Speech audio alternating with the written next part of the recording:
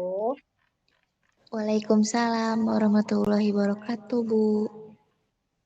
Ini semuanya udah pada masuk ya? Sudah, Bu. Oke. Sekian Asri, belum, Bu? tinggal satu lagi ya? Iya, Bu. Ini kalian baru selesai jam kuliah? Gizi, Bu. Untuk penugasan yang kemarin ada yang masih bingung nggak? Itu dibuat laporan tentang penyakit yang ada di sekitar kita apa gimana, Bu? Iya, betul, yang ada di sekitar kita. Nih, bisa dilihat ada nggak slide-nya? Ada, Bu. Nih, kan kita tuh nanti datang ke misalnya ke tempat tinggal kita, ke tetangga atau ke keluarga kan. Nah, kita analisa dulu nih di ini.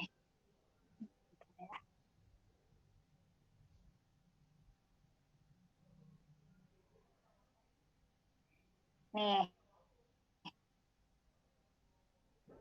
di situ tuh banyaknya penyakit apa, misalnya dari situ tuh kelihatan mulai dari tempat nggak ada tempat sampah, terus jarang dilakukan pengurasan bak yang ada di kamar mandinya, kayak gitu. Kan berarti itu bisa menyebabkan DBD kan. Iya, Bu. Diidentifikasi dulu masalahnya. Misalnya ada beberapa yang menjadi pencetus. Nah, dari misalnya 3 masalah penyakit yang ada di lingkungan tersebut. Nah, ambil satu yang paling prioritas. Ini tuh kelompok atau individu, Bu? Ini jadinya individu. Cuman kan ini nanti berbentuk video. Nanti gantian yang videoin sama yang ini apa mengkaji ke pasiennya gitu. Berarti kita kayak pembunuhan gitu ya, Bu? Tapi sendiri gitu, Bu? Gimana? Kan ini kan per individu. Kata Ibu kan di videoin. Berarti kita kayak pembunuhan tapi sendiri gitu, Bu? Jadi sendiri. Cuman butuh 2 orang Kak. Jadi gantian-gantian. Misalnya nanti tarik ke keluarga keluarga Tari. Nah, nanti Asri ikut buat ngevideoin. Terus nanti gantian. Oh, gitu, Bu. Bu, untuk di Ya. video ini nanyanya itu nanya tentang masalah kesehatan dia aja kan ya, Bu ya? Tentang masalah kesehatan dia aja. Jadi kayak misalkan dia sakit katarak misalnya nih, terus kita nanya obat yang sudah diminum apa aja, terus kayak gitu-gitu kan ya, Bu? Benar. Jadi nanti meliputi ini kerangka laporannya tuh latar belakang. Misalnya dia dalam beberapa bulan ke belakang ini yang ada di lingkungan tersebut tuh apa gitu, masalah kesehatan yang ada di situ. Gitu. Terus identifikasi masalahnya, identifikasi karena apa pencetusnya. Nah, itu kan muncul nih masalah penyakitnya. Nah, diambillah si masalah penyakit itu, lalu nanti dibuat kesimpulan. Kalau Misal prioritas masalah, Bu? nah misalnya di lingkungan tersebut tuh dapat 3 masalah nih. Saya ada DBD, terus ada TBC. Misalnya di keluarga tersebut tuh ada yang punya TBC kan pasti bisa menularkan kan. Iya. Terus ada DBD juga gitu. Nah, terus nanti diambil satu masalah aja. Nah, satu masalah itu ditaruh di prioritas masalah, Bu.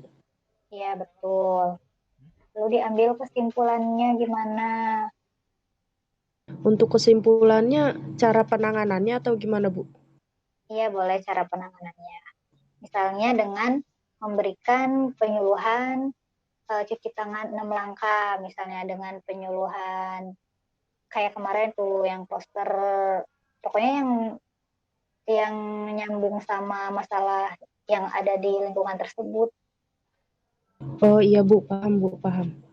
Nah, di latar belakang nanti kalian buat data penguatnya itu bisa menggunakan jurnal, ditambahkan jurnal atau apa, misalnya DBD nih dari sekian negara di Indonesia terdapat beberapa persen misalnya gitu. Lalu Oh, ditaruh gitu. nih temuan kita di situ, ditambahkan gitu. Gitu. Oh, jadi jumlah penyakit yang ada di daerah kita tuh ada berapa gitu ya, Bu? Jumlah penyakit yang kita prioritasin masalahnya. Jadi misalnya kalian nemuin prioritas masalahnya itu tentang DBD. Nah, terus kalian cari jurnalnya tentang DBD. Iya, Bu, paham, Bu. Paham nggak? Paham, Bu. Paham ya. Nanti laporannya kayak gini. Terus nanti langkah keduanya kalian dibikinlah ini proposal kegiatannya. Nah, si latar belakang yang tadi disimpan lagi di sini. Identifikasi masalah disimpan lagi di sini. Nah, tujuannya nanti dimasukkan manfaat, terus ini bab 2 isi proposalnya, tulis nama kegiatannya, tema, waktu pelaksanaan, lokasinya di mana, itu peserta kegiatannya tuh siapa aja yang ada di situ. Nanti kalian di sini nih, di kerangka laporan ini kalian kayak kemarin tuh pakai pretest post test dulu, pretest dulu Bu, ya. untuk yang slide pertama ini sama slide kedua tadi itu beda makalah apa sama aja, Bu? Beda makalah, cuman ada beberapa yang sama kayak nih di sini latar Tapi belakang latar belakangnya disamping nggak apa-apa ya? masalah. Iya, Iya, Bu, siap. ada yang masih bingung? Oh, jadi yang satu tulisannya laporan, yang satu kerangkaan ya, Bu? Apa? Satu lagi Ya, tadi. proposal Proposal kegiatan kegiatan. sama kerangka laporan. Ya, Bu, siap, Bu. Ibu, Tuh. kan tadi ada pretest sama post testnya, Bu ya. Itu disimpan di laporan juga. Iya, di Kayak laporan. di kegiatannya, Bu. Itu di mananya, Bu? Berarti itu tuh adanya di kesimpulan. Oh, kesimpulan. Oh, berarti di kerangka laporan nulisnya ya, Bu ya? Ya, di sini juga ditambahin ya di susunan acaranya. Misalnya kalian pretest dulu, terus nanti terakhir post test. Oh, terus di susunan acaranya ditulis menjelaskan tentang penyakit ini gitu, Bu. Iya. Oh iya, Bu, siap, Bu. Nah, susunan kepanitiaannya berarti cuma dua kan.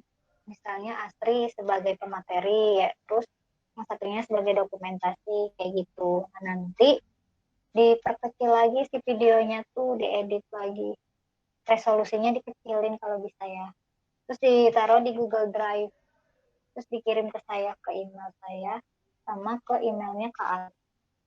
Iya, Bu, siap, Bu. Ada yang masih bingung? Bu, kalau misalkan cuma saya sendiri sama peserta boleh nggak, Bu? Nanti saya videonya Boleh, kayak penyangga gitu, Bu. boleh, boleh, boleh, bisa, bisa. Iya, Bu, siap, Bu. Kalian udah yang ada ngeidentifikasi belum? Apa, Bu? Ada yang udah pengkajian ke tetangga, keluarga, ada yang udah belum nanya-nanya? Belum. Belum, baru paham sekarang ini pas Ibu jelasin. Oke. Kemarin tuh saya mau jelasin, cuman karena sinyalnya jelek, jadi baru bisa jelasin hari ini.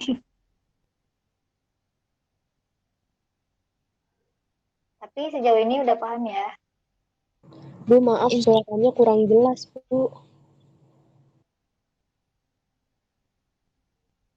Kurang jelas. Ini jelas nggak? Jelas, Bu. Sudah, Bu. Ini sudah jelas? Oke. Sudah, Bu. Dari sini masih ada yang bingung buat nanti penugasan?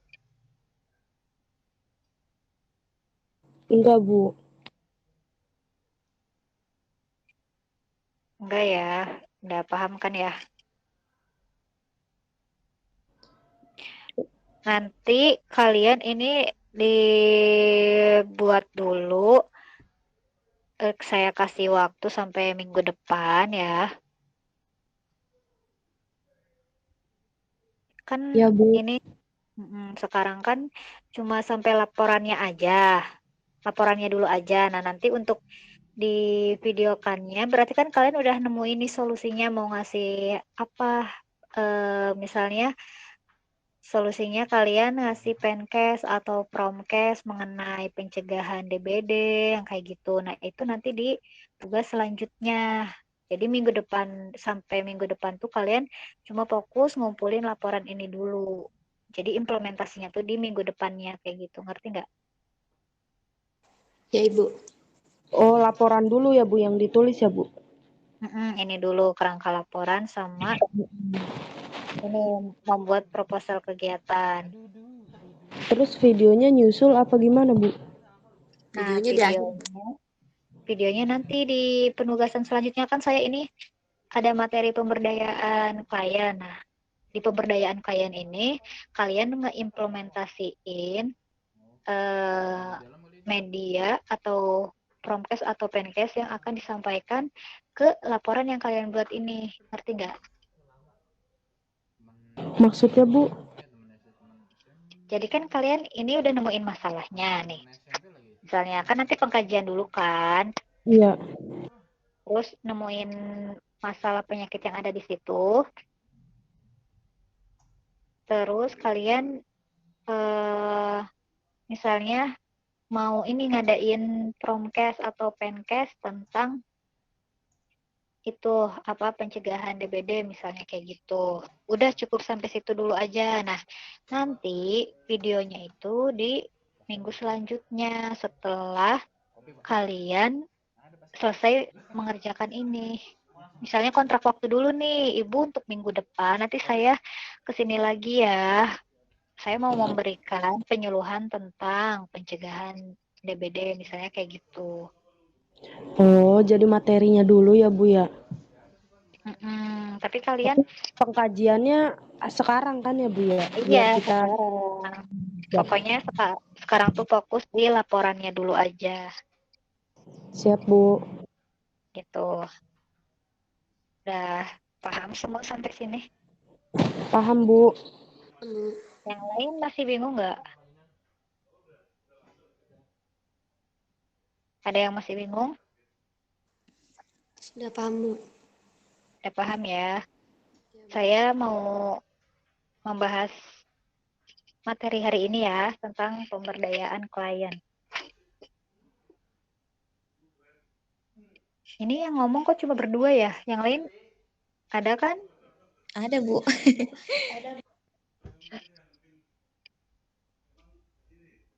Coba saya mau absen Asri, Saya, Bu. Puji, Saya, Pari, Bu. Hadir, Bu. Zahra, Hadir, Bu. terus Zakia. Zakia nggak masuk, Bu. Nanti kasih tahu Lagi ya yang kerja. nggak masuk hari ini. Iya, Bu. Sarah, Sarah masuk gak? Masuk, Bu. Kok diem aja ini? Tari, Bu. Sarah tari. Bu. Hadir, Bu. Oke, lanjut ya ke materi yang sekarang yaitu pemberdayaan klien. Nah, sebelumnya ada yang udah tahu belum pemberdayaan klien itu apa? Belum, Bu. Jadi pemberdayaan itu secara konseptual yaitu pemberkuasaan atau empowerment yang berasal dari kata power atau kekuasaan dan keberdayaan.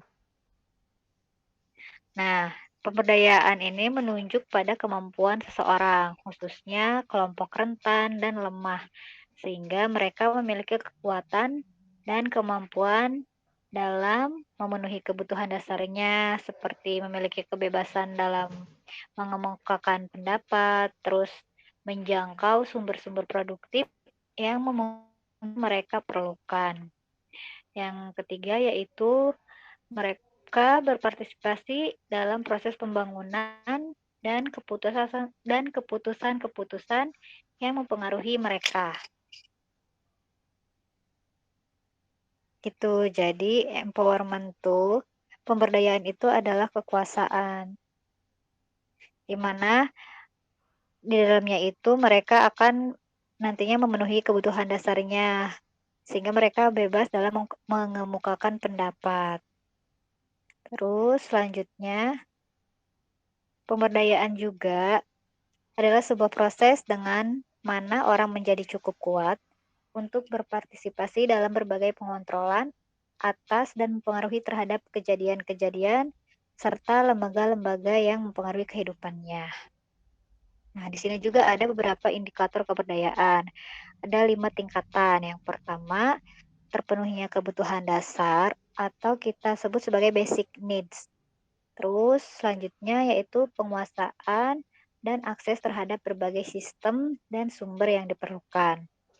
Yang ketiga, dimilikinya kesadaran akan berbagai potensi, kekuatan dan kelemahan diri dan lingkungan.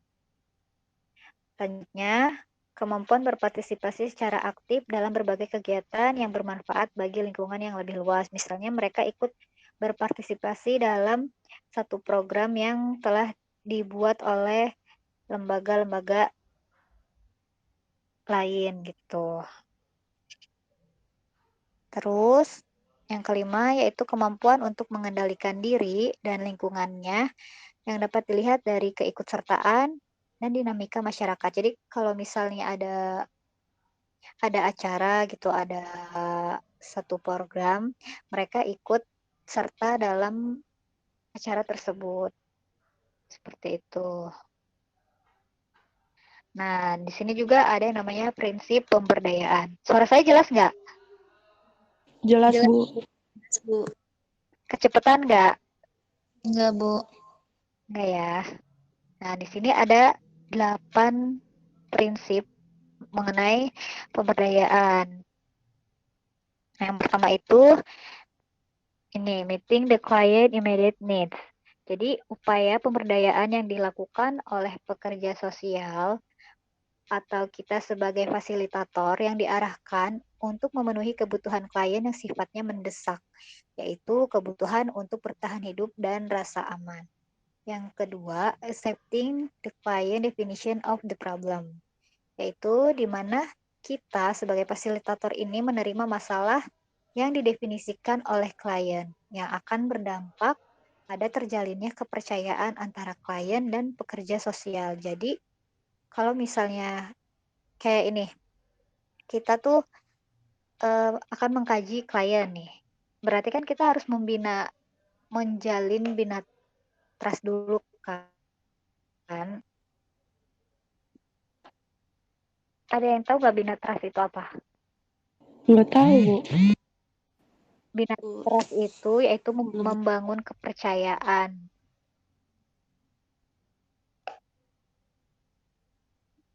Jadi kita tuh sebagai perawat itu salah satunya harus bisa menjadi pendengar yang baik gitu. Jadi kalau misalnya kita udah berusaha menjadi pendengar yang baik, insya Allah pasien atau klien yang ada dengan kita itu merasa nyaman dan aman gitu.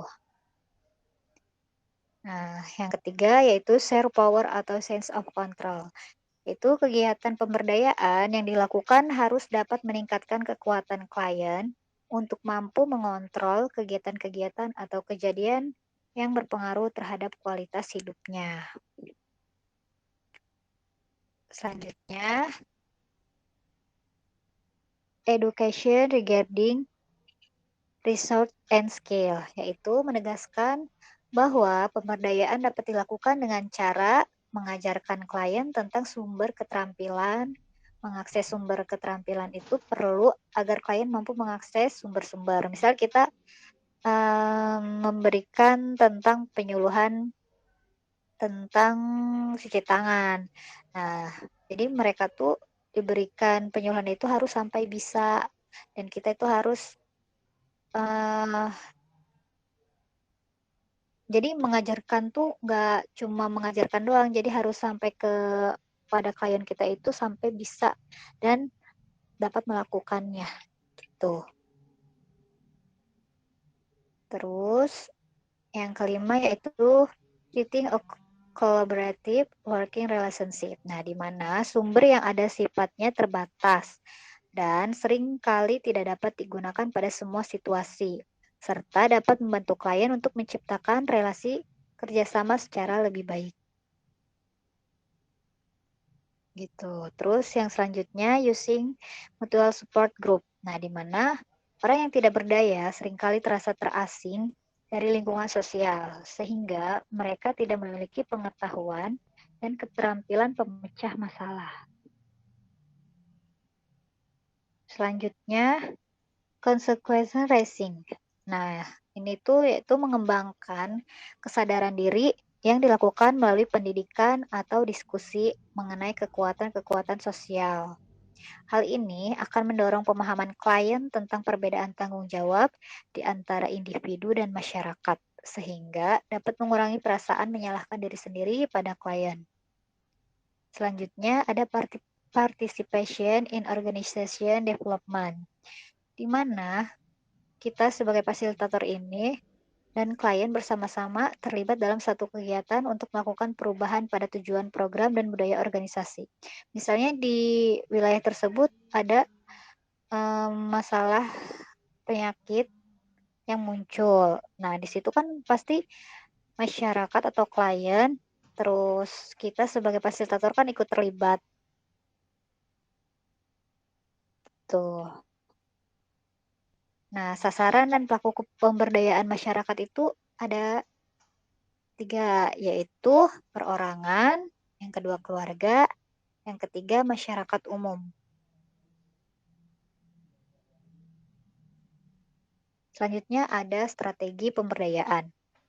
Strategi pemberdayaan ini yang pertama meningkatkan kesehatan klien tentang pentingnya kesehatan, yaitu contohnya dengan memberikan promosi kesehatan, tentang memberikan penyuluhan kesehatan yang berkaitan dengan masalah yang ada di lingkungan tersebut. Gitu. Terus selanjutnya yaitu meningkatkan kesadaran klien untuk memanfaatkan fasilitas pelayanan kesehatan yang telah disediakan oleh pemerintah. Misalnya masyarakat ini kalau sakit periksanya ke puskesmas. Kan di puskesmas tuh suka ada ya pengobatan TBC kan udah gratis ya. Iya, Bu. Ya, itu bisa digunakan. Terus selanjutnya itu mengembangkan berbagai cara untuk menggali dan memanfaatkan sumber daya yang dimiliki oleh klien untuk membangun kesehatan. Tuh, yang selanjutnya mengembangkan berbagai bentuk kegiatan pembangunan kesehatan yang sesuai dengan kultur budaya klien atau masyarakat setempat. Yang terakhir, mengembangkan manajemen sumber daya yang dimiliki masyarakat secara terbuka. Nah, langkah-langkah pemberdayaan klien ini ada 4. Yang pertama, identifikasi masalah. Terus yang kedua, penyebab masalah. Identifikasi masalah tuh kayak kita mengkaji dulu.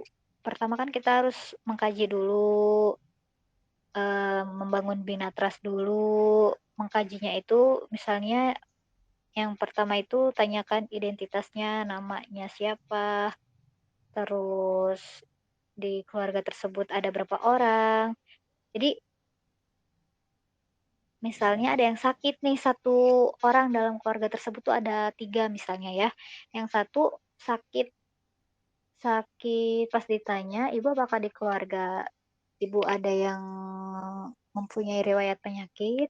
Misalnya ada yang mempunyai riwayat penyakit asma. Nah, terus ditanya riwayat dahulunya apakah udah lama gitu mempunyai asmanya? Iya, sudah lama misalnya. Tuh riwayat pengobatannya ditanya segala macam. Kalian udah belajar tentang pengkajian keperawatan belum? Belum, Bu. Di perkuliahan belum, Bu, kalau nggak salah deh. Belum ya? Tapi Bu, pernah ya? kalau misalkan mengidentifikasi masalah kan misalkan kita mengkaji dulu nih ya, Bu ya. Mm-mm. Nah, terus misalkan dia punya penyakit lambung. Mm-mm. Nah, terus saya nanya dulu sebelum punya penyakit lambung makannya apa aja gitu ya, Bu ya. Ya bisa. Kan ada faktor pencetus. Heeh. Tuh. Terus kalau misalkan masalah sendi nih ya, Bu ya. Saya Mm-mm. nanya pernah kecelakaan atau enggak gitu ya, Bu ya. Iya benar.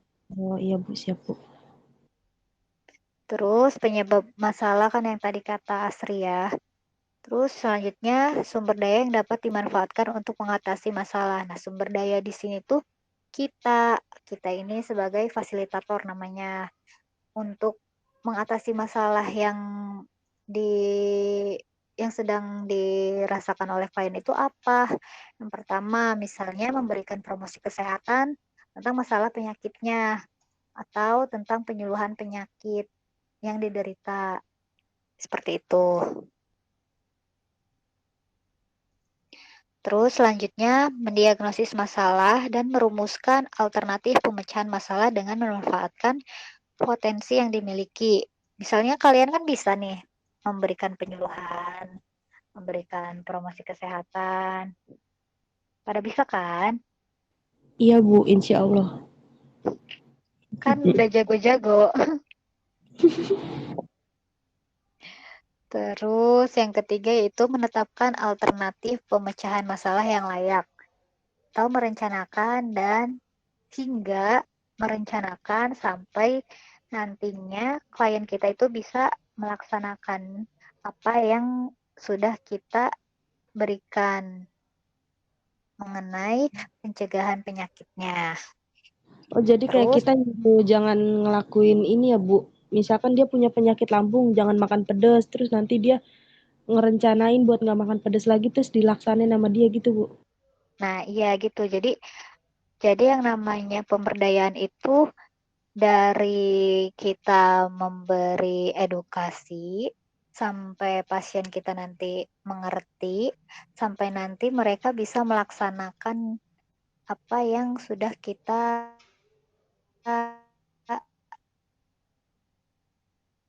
kasih edukasi gitu. Ya, Bu, siap, Bu. Gitu Asri.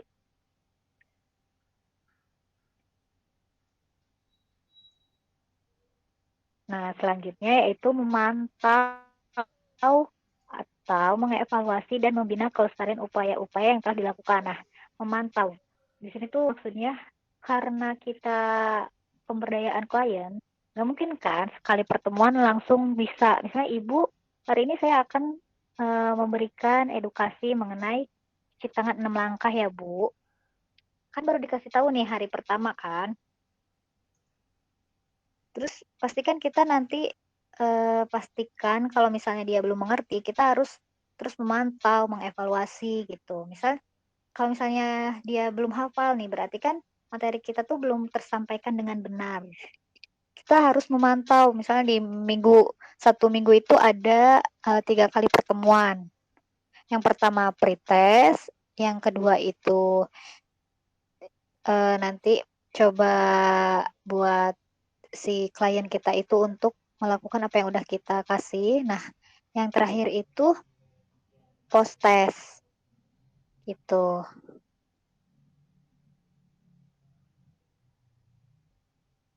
Ada yang bingung nggak sampai sini? Ada yang mau ditanyain?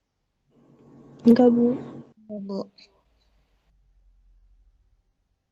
Nah, jadi nanti kan tugas yang minggu kemarin kan saya kasih perpanjang waktunya sampai minggu depan kan. Itu tugas yang ini baru Ibu kasih kan ya, Bu ya? Nah, kalau yang tugas ini lanjutan dari yang tugas laporan yang tadi saya kasih, yang nanti tanggal 9 Sabtu depan selesai. Yang kalau yang ini yang video, Nah, Bu. iya ini videonya. Kan Oh, kalau jadi kalau tugasnya yang ada 2 ya? tiga, tiga, Oh, tiga tuh lapor. kan laporan sama kerangkanya tuh harus dibuat dua-duanya. Udah nih minggu depan kalian selesai. Ya. Nah, yang ini kalian melakukan apa yang kalian buat di laporan tersebut. Misalnya kalian sudah menemukan masalahnya, kalian bakal merencanakan memberikan edukasinya tentang promosi kesehatan atau penyuluhan kesehatan. Seperti itu. Oh, iya. Cuma kalau yang ini buat minggu depan ya, Bu ya? Nah, buat minggu depan, tapi Oh, 1 minggu itu kalian harus melakukan 3 kali pertemuan sampai iya, Bu. nanti pasiennya itu bisa Oh. gitu. Ada yang masih bingung? Enggak, Bu. Enggak ya. Paham semua ya? Iya, Bu. Oke. Coba ke sini lagi. Nah, jadi ini tuh tugasnya nyambung.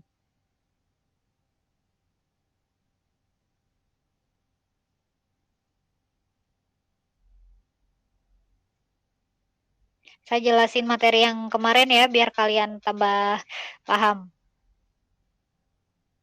Iya, Bu. Nah, langsung aja ya ini apa? Berdasarkan WHO, promosi kesehatan itu adalah suatu proses yang bertujuan untuk memungkinkan individu meningkatkan kontrol terhadap kesehatan dan meningkatkan kesehatan berbasis filosofi yang jelas mengenai pemberdayaan diri sendiri.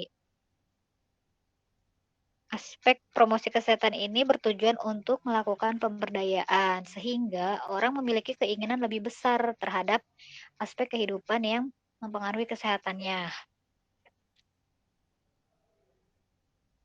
Nah, ini itu tujuan promosi kesehatan itu dibagi menjadi 3, yaitu ke keluarga, ke pasien, dan ke rumah sakit atau puskesmas. Nah, ini kan kita yang tadinya minggu depan kan harusnya yang minggu kemarin tuh ke puskesmas ya. Iya, Bu. Karena nggak jadi, kita lakukan di tempat tinggal kita sendiri. Oh, gitu. Iya, Bu, siap. Ya, ini bagi pasien, nanti dibaca sendiri aja ya. Paling saya lebih menekankan Ini ke yang ini nih. kajian kan ya, Bu ya? Hah? Ya, Yang kajian ya, Bu? iya betul. Nah, dari nanti yang bakal ditugas ini, yang kerangka laporan, di pendahuluan latar belakang tuh nanti kalian ngapain aja coba tadi? Di ini apa kasih yang kayak materi penyakitnya, tapi dari misalnya di sini ada beberapa ribu orang yang sudah terkena penyakit itu gitu ya, Bu? Itu kalian tambahkan jurnal ya. Oh, iya jurnal, Bu, namanya jurnal. Jurnal yang terbaru. Kalian dari sekarang harus belajar mengidentifikasi jurnal. Kalian pasti nanti kan bakal nyusun tuh. Jadi sedikit-sedikit mulai berlatih untuk membaca jurnal-jurnal kesehatan. Sebelumnya ada yang udah pernah baca jurnal. Udah, Bu. Nah, di dalam jurnal kan banyak ya, ada latar belakang, ada tujuan, Iya, identifikasi materinya lebih banyak gitu masalah. ya. Iya. Jadi nanti simpan dulu jurnal yang kita dapatkan. Terus kaji dulu, terus cari jurnalnya, tambahkan penemuan kita di situ. Terus identifikasi masalahnya. Iya Bu, siap Bu.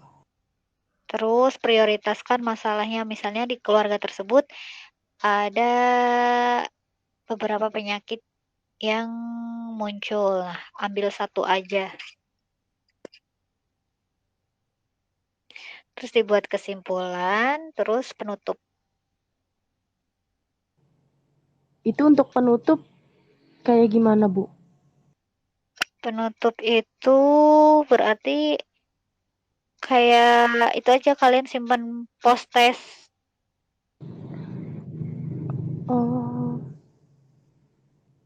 Berarti post testnya ditaruh di penutup ya Bu? Iya, di penutup.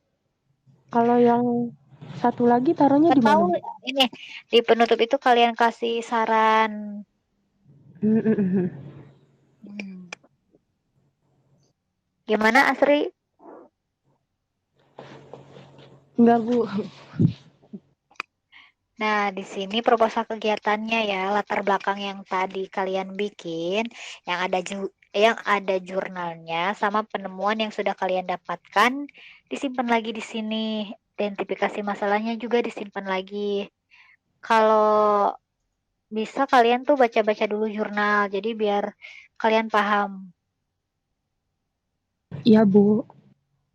Terus tujuan, manfaat, gitu. Nama kegiatannya apa? Misalnya nama kegiatannya ini promosi kesehatan. Nah, temanya promosi kesehatan tentang apa? Waktu pelaksanaan Tentang kegiatannya penyakit. kapan? Hari, tanggal, kayak gitu. Jam, lokasinya di mana? Peserta kegiatannya siapa aja yang mengikuti kegiatan tersebut? Susunan acaranya kayak tadi, pengkajian, terus nanti pretest dulu, terus post test, terus susunan kepanitiaan. Terus perencanaan anggaran dana. Nah, perencanaan anggaran dana di sini tuh maksudnya kalian nanti ngasih sesuatu gitu yang bermanfaat, misalnya bingkisan atau leaflet doang juga nggak apa-apa sih. Cuman saya Tanda terima kasih gitu ya Bu. ya tanda terima kasih dulu sih, saya kayak ngasih bingkisan sih, makanan, lebih ke makanan yang bisa, Bakso boleh nggak Bu? maksudnya ya kalau orangnya hipertensi mau masa dikasih bakso. Jangan ya, kayak buah-buahan atau makanan yang sehat. Terus ditulisnya gimana Bu? Perencanaan anggaran dananya. Memberikan makanan buah-buahan gitu ya Bu? Kalau perencanaan anggaran dananya berarti Diperinci gitu ya Bu? ini aja deh, apa ya, boleh kayak gitu, terus dipotokan. Karena tadinya ini tuh kan menghabiskan anggaran banyak kalau misalnya di puskesmas. Iya Bu. Kalau ini mah kan jadi sedikit ya, karena kan jadinya perorangan. Mm-mm. Gitu, perencanaan tuh misalnya kalian ya bikin tabel, terus misalnya memberikan ya buah-buahan atau memberikan suatu bingkisan, kayak gitu. Untuk harganya nggak usah kan Bu? Untuk harganya dimasukin nggak apa-apa. Apel murah banget lagi Bu, di rumah saya ceban. Bu. Masa nasinya cuma satu? 3 Bu, ceban 3. Ya udah, paling itu aja sih. Ada yang mau ditanyain lagi nggak? Udah Bu. Udah ya. Bu mau minta Eh, Pesan apa PPT-nya boleh nggak, Bu? Boleh, nanti saya kirim di grup ya. Iya, Bu. Oh ya, tugas yang kemarin kalian kirim juga ke Kak Alif nggak? Yang kemarin tuh yang poster, Kirim, Bu. Kirim, Bu. filenya udah dikirim semua kan? Iya, Bu. Iya, Bu. Berarti tugas ini saya tunggu sampai minggu depan ya. Siap, Bu. Oke, pertemuan hari ini sudah cukup. Kurang lebihnya saya mohon maaf. Assalamualaikum warahmatullahi wabarakatuh. Waalaikumsalam warahmatullahi wabarakatuh. Makasih, Bu. Makasih, Bu. Ya, sama-sama.